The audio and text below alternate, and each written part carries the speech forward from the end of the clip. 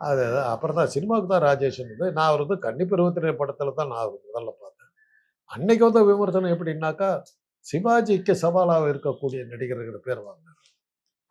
நான் கன்னிப்பு 23 படத்தில் பிரமாதமா பண்ணியிருந்தார். நல்லா இருந்தது. ஒரு நல்ல நடிகர். அதை விட எனக்கும் அவருக்கும் அவர் வந்து உலக சினிமாவை பற்றியெல்லாம் பேசுகிற பல கூட்டங்களில் நான் அவர் வந்து உலக சினிமாவை பற்றி பேசுவோம். அது அந்த அளவில் ரொம்ப நெருக்கம் நிறையா இருந்தது. கடந்த ஒரு 5 ஆண்டு அது கொரோனாவுக்கு பிறகு எங்களுடைய நிறைய பேருடைய நட்பை நான் இழந்ததுக்கு காரணம் கொரோனாவோட தனிமைப்படுத்தி கொண்டு வந்து போனதில் விட்டு போன தொடர்புகளில் திரும்ப வரவே இல்லை. அப்படி போனதில் அவர் அதனால் அவர் இறந்து போயிட்டாருன்னு போது ரொம்ப தனிப்பட்ட முறையில் எனக்கு பெரிய பாதிப்பு இருக்குது.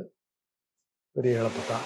75 வயசுலேயே அவர் இறந்ததுங்கிறது எனக்கு ஒரு ஏன்னா நல்லா கட்டுமத்தான் நல்லா இருந்தது. நல்லாவே இருந்தார். அவர்கிட்ட அவருடைய பழக்க வழக்கங்கள் எதுவுமே தவறான பழக்க வழக்கங்கள். அதான் இன்னைக்கு நான் கேள்விப்பட்டது என்னன்னா, ஹார்ட் அட்டாக் வந்தபோது அவர் வந்து சரியான முறையில் சிகிச்சைக்கு போகலைங்கிற ஒரு இது சொன்னாங்க.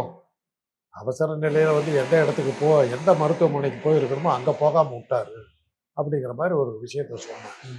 அதில் தான் அவர் இறந்தார் அப்படிங்கிற மாதிரி சொன்னாங்க. சரியான முறையில் ஒரு கார்டியாலஜி டிபார்ட்மெண்ட்டு போயிருந்தாக்கா அப்படிங்கிறது ஒரு தகவல். அது சரியா உண்மையா போச்சான்னு தெரியாது. இவ்வளோ ஆரோக்கியமா இருந்திருக்காரு, தன்னோட லைஃப் ஸ்டைல அப்படி அமைச்சிருக்கிறாரு. அப்படி இருந்து ஒரு திடீர்னு ஹார்ட் அட்டாக் வருது அப்படின்னா, இந்த ஹார்ட் அட்டாக் வந்து எப்படி சார் அதை அட்டாக் பண்ணுது? சார் ஒழுக்கமான வாழ்க்கை அப்படிங்கிறதெல்லாம் நீங்களா கற்பனை பண்ணிக்கிறது. அந்த மாதிரிலாம் ஒரு விஷயமே கிடையாது.